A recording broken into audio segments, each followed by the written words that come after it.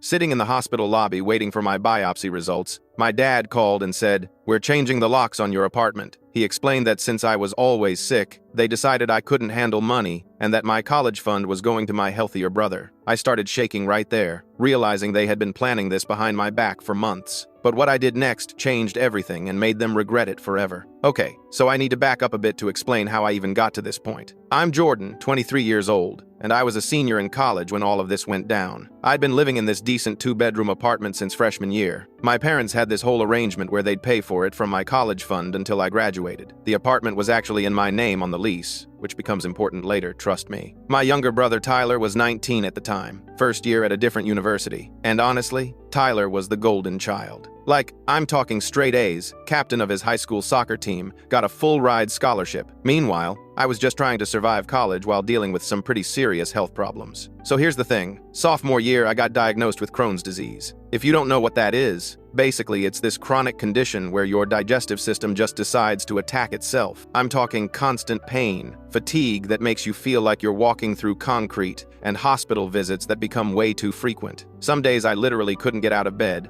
and I had to miss so many classes that I almost failed that semester. My dad never really believed in illnesses you couldn't see, you know? Like, if there wasn't blood or a broken bone, he'd just tell me I was being dramatic. During family dinners, he'd make these comments about me needing to push through or stop making excuses. My mom was a bit more understanding, but she always went along with whatever my dad said, so I kind of felt alone in my own family, if that makes sense. Things started getting weird around 6 months before December. My parents just became distant. They used to call me every few days to check in, but suddenly it dropped to like once a week, and the conversations got shorter. Tyler mentioned a couple times that he needed money for his sports equipment and wanted to study abroad, but mom and dad kept saying money was tight, which was strange because my grandparents had set up this huge college fund for both of us. There should have been plenty of money. Then Thanksgiving happened. Or actually, didn't happen for me. I had this massive flare-up that landed me in the hospital for 3 days right before the holiday. I felt horrible about missing it, but I literally couldn't leave my hospital bed. My dad called me while I was there, and I could hear the disappointment in his voice. "Tyler never misses family events," he said. "You need to get your priorities straight with managing this condition." The way he said condition made it sound like I'd chosen to be sick, like it was some kind of lifestyle choice I was making to inconvenience him. First week of December, things got scary. I started having this severe abdominal pain that felt different from my usual Crohn's symptoms. There was bleeding too, more than normal. I ended up in the ER, and the doctors got really serious really fast. They said they needed to do a biopsy to rule out complications. The word malignancy came up, and my stomach dropped. They scheduled the biopsy for December 20th and said results would come back before Christmas. I called my parents right away to tell them. Mom sounded worried, which was normal, but Dad's response was just cold. "How much is this going to cost?" he asked. "Is this procedure really necessary, or are the doctors just trying to run up bills?" I remember just sitting there, phone pressed to my ear, feeling like I'd been slapped. My own father was questioning whether I needed a biopsy to check for cancer. December 15th, I got this bizarre email from my apartment complex. The property manager said someone had called asking about removing me from the lease and transferring financial responsibility. I called the office immediately, heart pounding. "Your father contacted us 5 days ago," the manager explained. "He said you were moving out and wanted to know the process." "I'm not moving out," I told her, my voice shaking. "I never said anything about that." She apologized and said they couldn't do anything without my signature anyway, but she wanted to give me a heads up. I hung up and immediately called my mom. "Mom, what's going on? Why is Dad trying to remove me from my lease?" She sounded genuinely surprised. "What? I don't know anything about that, honey.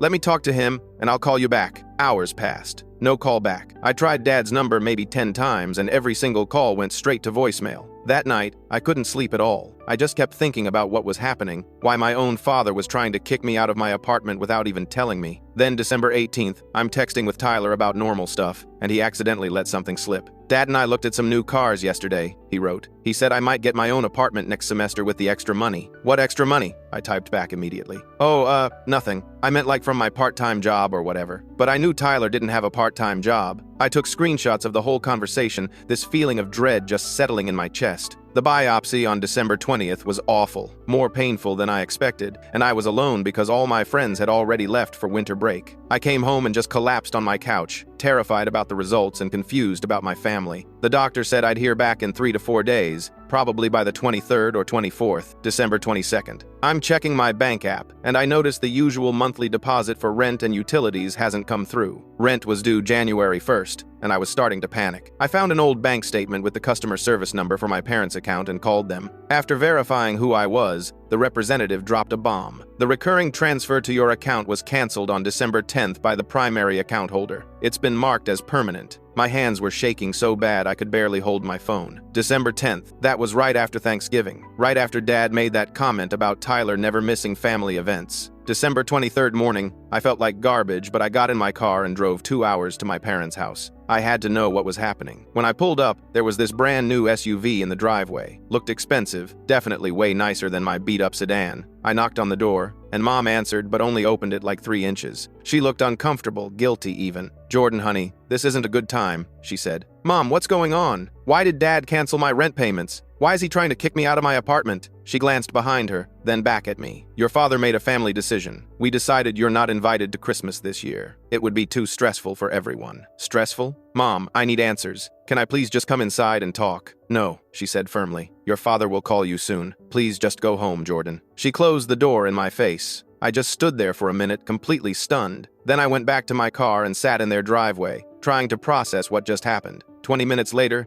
Dad came out of the house. "Jordan, you need to leave this property right now," he said, his voice hard. "If you don't, I'll call the police for trespassing." "Dad, please, just tell me what's happening. Leave, now." I drove back to my apartment in a daze. It was December 23rd, the night before Christmas Eve, and I'd just been kicked out of my own family. I spent the rest of the day alone, checking my phone every 5 minutes, waiting for the hospital to call about the biopsy. The call came at 4 in the afternoon. "Hi, Jordan. Your biopsy results are in. Can you come to the hospital tomorrow morning at 9? We'd like to discuss them with you in person." The receptionist's tone was neutral, but the fact that they wanted me to come in instead of just telling me over the phone made my anxiety go through the roof. I barely slept that night. Just kept thinking about cancer, about my parents abandoning me, about how I was going to pay rent without their help. Christmas Eve morning, I got to the hospital at 8:30. The lobby had this small Christmas tree in the corner and some wreaths on the walls, trying to look festive. There were maybe 6 or 7 other people waiting for appointments, everyone looking tense and tired. I signed in and found a seat, watching the clock tick toward 9. At 8:50, my phone rang. Dad's number. My heart started racing as I answered. "We're changing the locks on your apartment," he said. "No, hello, no, how are you? Just straight to it." "What? What do you mean?" "We've made arrangements with your landlord to take over the lease, officially on January 1st. You need to be out by then." I felt the room start spinning. A woman across from me glanced over with concern. "Dad, you can't just, since you're always sick, and clearly can't handle adult responsibilities or manage money properly. We've decided the college fund should go to Tyler. He's healthy. He's actually making something of his life." My hands started shaking so badly I almost dropped my phone. "You're giving my college fund to Tyler? We've been planning this for months," he continued, his voice cold and matter-of-fact. "Met with financial advisors in November to restructure everything. Tyler doesn't even know the full extent yet, but he'll be the sole beneficiary going forward. Enough money for graduate school and a down payment on a house. But that money was set up for me, was set up for you. Things change. You have until January 1st to get your belongings out of the apartment. After that, anything left will be disposed of." People in the lobby were definitely staring now. I was visibly shaking, my breathing coming fast and shallow. "This is for your own good, Jordan," Dad said. "Maybe living without a safety net will motivate you to manage your health better." He hung up, just like that. I sat there holding my phone, staring at the screen, feeling like my entire world had just collapsed. My own father had basically just told me I was worthless because I was sick. "Jordan?" A nurse stood by the reception desk, calling my name. I stood up on legs that felt like rubber and followed her to an examination room. Everything felt surreal, like I was moving through water. Dr. Walsh came in a few minutes later with a folder. She was this woman in her 50s with kind eyes and graying hair pulled back in a bun. "Good news," she said, smiling. "The biopsy showed severe inflammation, but no cancer and no precancerous cells. It's a bad flare-up, and we'll need to adjust your medication, but it's manageable." I should have felt relief. Instead,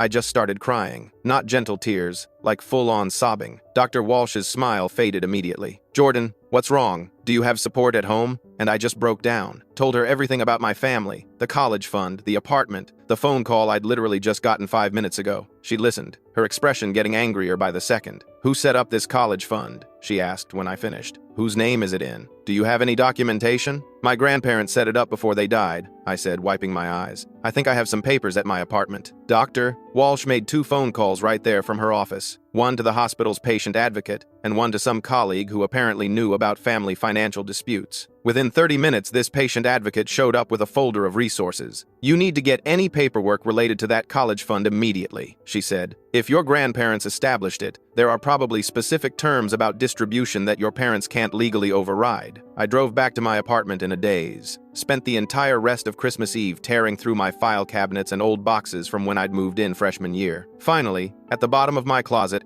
I found this folder labeled College Fund, Important. My grandparents had given it to me at my high school graduation. Inside were copies of the trust document. I started reading, and honestly, my hands were shaking so bad I had to read some parts twice to understand them, but it was clear. The fund was set up specifically for my educational expenses and living costs while I was in school. I was listed as the primary beneficiary. My parents were named as trustees to manage distributions, but here's the thing, they were legally required to use the funds for my benefit until I graduated or turned 25, whichever came later. Any changes to beneficiary status required approval from the bank's trust department and proof that I was no longer eligible. I took pictures of every single page with my phone and emailed them to myself. Then I sent copies to like 3 different email accounts just to be safe. Christmas Day, I wanted to go to the bank, but obviously everything was closed. So I spent the entire day building a timeline. Every financial transaction I could find, every weird conversation with my parents, text messages from Tyler about extra money, the dates when Dad started acting distant. I documented everything. December 26th, I was at the bank the second it opened, asked to meet with the trust department manager and got sent to wait in this small office. Half an hour later, this guy named Mr. Peterson came in, reviewed the documents I'd brought, and pulled up my account on his computer. His expression changed as he scrolled through the activity, just got more and more concerned. Your father has made multiple inquiries about transferring funds and changing beneficiaries, he said slowly. He attempted to restructure the trust on December 8th. What? Mr. Peterson turned his monitor so I could see it. He claimed you dropped out of school and were no longer eligible. He even provided a letter supposedly from your university stating you'd withdrawn. My stomach dropped. That's not true. I'm enrolled full-time for spring semester. We suspected as much, Mr. Peterson said. The trust department flagged this for verification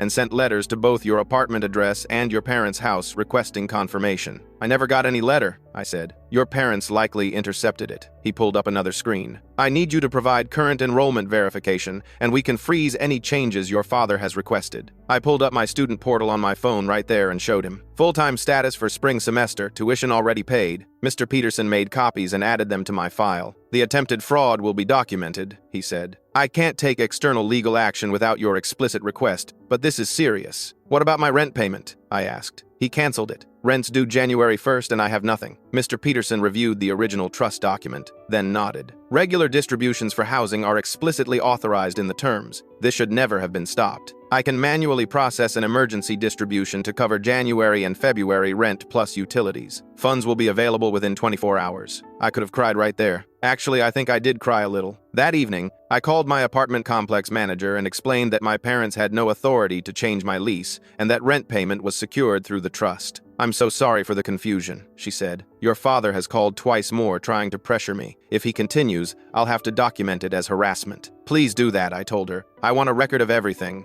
That night, Dad started blowing up my phone with text messages. The bank had apparently contacted him about false allegations of fraud, and he was pissed. If you don't drop this issue and accept our decision, you're permanently out of this family, one text read. We're done with you. Tyler texted too. What's going on? Dad's freaking out and I'm so confused. I called Tyler and explained everything. Sent him screenshots of the trust documents, the forged university letter, the whole timeline. He was quiet for a long time after I finished. Jordan, I swear I didn't know, he said, his voice tight. They told me you agreed to give up the fund and move back home, that you wanted me to have the money. What? At Thanksgiving, when you were in the hospital, they had this whole family meeting. Told everyone you were irresponsible and couldn't handle finances because of your illness. They asked relatives what they thought about helping you by taking control. Everyone agreed because they didn't know the truth. I felt sick. They'd used my absence to turn my entire family against me. They bought me that car using what they said was your unused money, Tyler continued, and promised me an apartment near campus. Jordan, I'm so sorry. I didn't know they were stealing from you.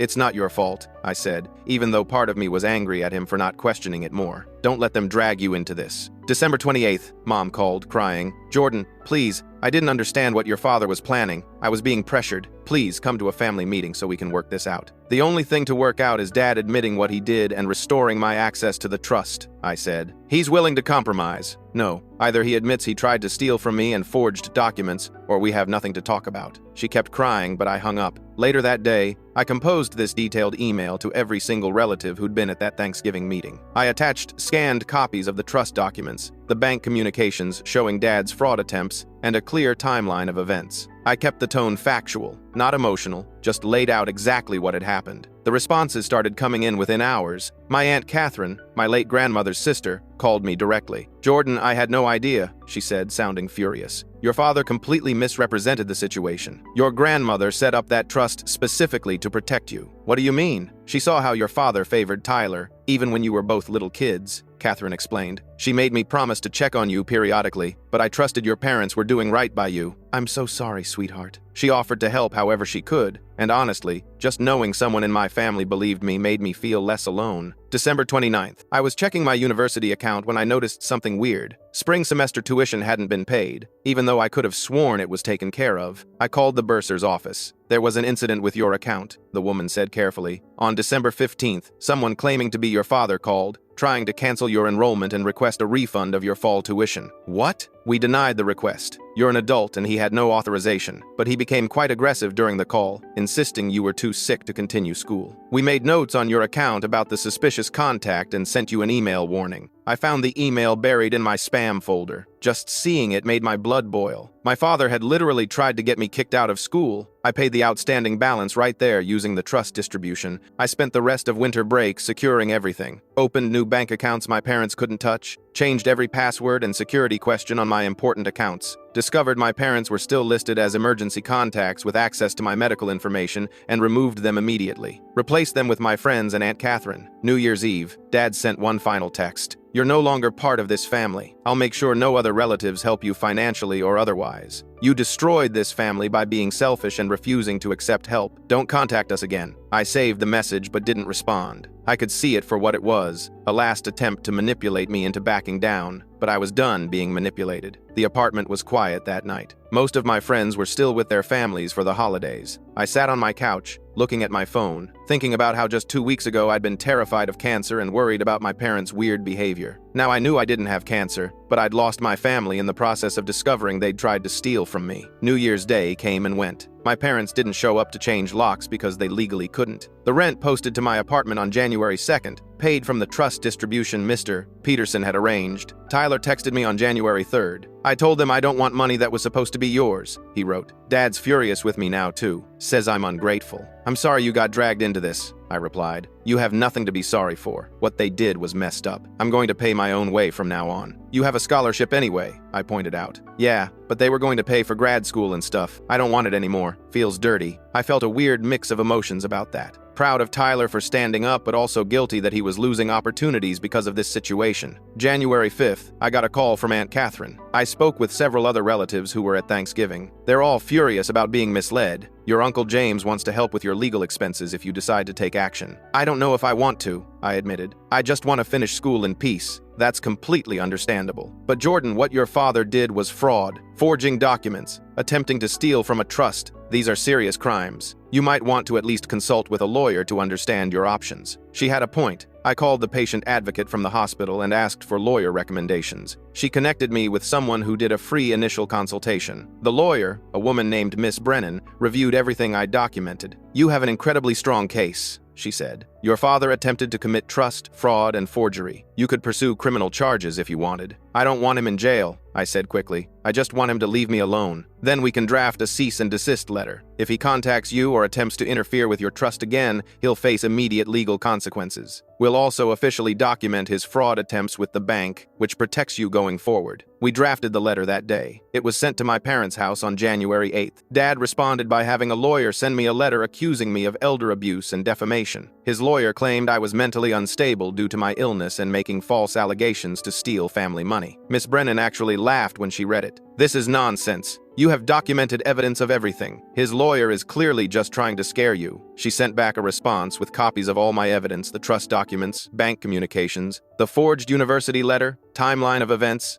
everything. Dad's lawyer went quiet after that. January 15th, spring semester started. Walking into my first class felt surreal. 2 weeks ago, I thought I might have cancer and was losing my apartment. Now I was healthy, had stable housing, and was taking back control of my life. But I'd also lost my parents and most of my extended family in the process. Tyler texted me throughout the day. "How's the first day going?" "Weird, but okay," I wrote back. "How are things at home?" "Dad's barely talking to me. Mom cries a lot. I'm thinking about transferring schools just to get away from the drama." I felt guilty about that, but Tyler insisted it wasn't my fault. "You didn't do anything wrong," he kept saying. They did. February brought a weird kind of normalcy. I went to classes, managed my Crohn's with the new medication Dr. Walsh prescribed, and focused on finishing my degree. The trust continued making regular distributions for rent and living expenses, exactly as my grandparents had intended. Aunt Catherine checked in every week. She'd also reached out to other relatives who'd been at that Thanksgiving meeting, and apparently several of them had confronted my parents about the lies. My parents' response was to claim I'd manipulated everyone and was playing victim. "No one's buying it," Catherine told me. "Your Uncle James straight up called your father a thief at a family dinner. They're basically being ostracized right now." I didn't feel good about that exactly, but I also didn't feel bad. They'd made their choices. March brought unexpected news. Mr. Peterson from the bank called me. "Jordan, I wanted to inform you that your father attempted to access your trust account again last week. He tried to claim power of attorney due to your supposed mental incapacity from illness." My stomach dropped. "What?" "Don't worry. We immediately denied it and flagged his behavior as harassment. I've escalated this internally, and our legal department is now involved. Your father has been permanently banned from making any inquiries about your account. If he tries again, we'll pursue legal action against him." "Thank you," I said, feeling shaky. The fact that Dad was still trying to get to my money months later was terrifying. "There's something else, Mr. Peterson continued. In reviewing your trust more thoroughly, we discovered your father has been taking unauthorized trustee fees for the past 4 years. Small amounts each month that added up to about $15,000. He stole $15,000 from me? We're investigating it as potential embezzlement. You may be able to recover those funds through legal action if you choose." I told Miss Brennan about it the next day. She got this intense look on her face. "That changes things significantly. This isn't just attempted fraud anymore, it's years of actual theft. I really think you should consider pressing charges, Jordan, but I didn't want to. I know maybe I should have, but I just wanted it to be over. We settled for having the bank's legal department formally document the theft, which would protect me if Dad ever tried anything again. The bank also agreed to reimburse the stolen trustee fees from their own insurance, which was something. April came with more drama. Apparently, Tyler had told my parents he was transferring schools and cutting financial ties with them. Dad responded by cutting off Tyler's phone plan and car insurance out of spite. Tyler was 19, legally an adult, but it was still a shock. "I got a job at the campus bookstore," Tyler texted me. "It's not much, but it covers my phone bill. I'm selling that SUV anyway, getting something cheaper I can actually afford insurance on." "I'm sorry," I wrote back. "Stop apologizing. You didn't make Dad act like a psycho. He did that himself." My spring semester was going well academically, which felt like a miracle considering everything. I'd even made Dean's List, which I never thought would happen with my health problems. Dr. Walsh said my new medication was working better than expected, and I'd gone almost 6 weeks without a major flare-up. "You're managing this disease really well," she told me at an appointment in late April. "Your father was completely wrong about you not being able to handle responsibilities. Look at everything you've accomplished while dealing with this situation." Her words meant more to me than she probably realized. For so long, I'd internalized Dad's message that I was failing at life because I was sick. Having a doctor tell me I was actually handling things well was validating in a way I didn't know I needed. May brought the end of the semester and a surprising phone call. Mom called from a number I didn't recognize, which meant she was probably calling from someone else's phone since I'd blocked her number. "Jordan, please, we need to talk," she said when I answered. Her voice was strained, tired. "There's nothing to talk about, Mom. Your father made mistakes, but you're tearing this family apart. If you'd just dropped the legal threats." "If I'd just dropped them, what? He'd give back the $15,000 he stole? He'd stop trying to steal the rest? Mom, he forged documents and tried to frame me as mentally incompetent. Why would I ever trust him again?" "Because he's your father," she said. Like that explained everything. "Being my father doesn't give him permission to steal from me." She started crying. "You've turned everyone in the family against us. You've poisoned Tyler. You're destroying everything." "No, Mom. Dad destroyed everything when he decided my illness made me worthless. I'm just protecting myself." I hung up. She tried calling back twice from different numbers, but I didn't answer. I felt bad about making her cry, but I also felt angry that she was still defending him. June came with graduation. I walked across that stage and got my degree, 4 years of work finally complete. Aunt Catherine came to the ceremony with Uncle James and a few other relatives who'd sided with me. Tyler drove 3 hours to be there, wearing this huge grin and holding flowers. "I'm so proud of you," he said, hugging me tight after the ceremony. "You did this while dealing with so much crap and you still made Dean's List. Thanks for being here," I said, and meant it. My parents didn't come. I hadn't invited them, and I don't think they would have come anyway. It felt weird, graduating without them there, but also kind of freeing, like I'd accomplished this thing without their help, despite their attempts to sabotage me. After graduation,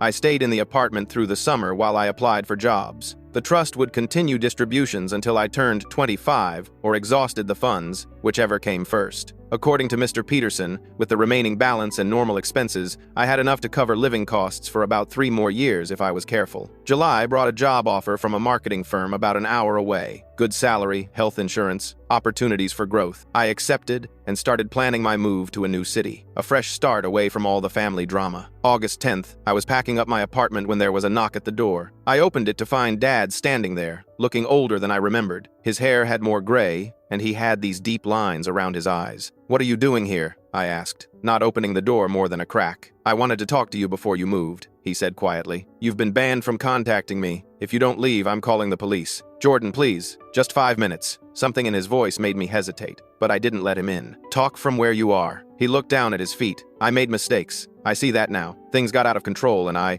handled everything wrong. You tried to steal my inheritance and frame me as mentally incompetent," I said flatly. "That's not a mistake. That's criminal." "I was worried about you," he said, but it sounded hollow. "You were always sick, and you thought I was worthless because I have a chronic illness. You decided I didn't deserve the money my grandparents left for me. Be honest, Dad." He flinched. I wasn't thinking clearly. The family meetings, the restructuring, it all spiraled. "I'm asking for forgiveness. Your mother and I want to rebuild our relationship with you. Where was Mom when you were forging university documents? Where was she when you tried to get power of attorney to steal my money? She went along with everything until you got caught. She didn't know the details." "She knew enough," I interrupted, "and she chose you over me every single time." "What do you want from me?" he asked, and I heard anger creeping into his voice. "I came here to apologize. What more can I do?" "Nothing," I said. "There's nothing you can do. You destroyed our relationship, and I'm okay with that. I'm better off without you." He stared at me for a long moment, his jaw tight. Then he nodded once, turned, and walked back to his car. I watched him drive away, and I didn't feel sad. I felt relieved. August 25th, I moved to my new city and started my job.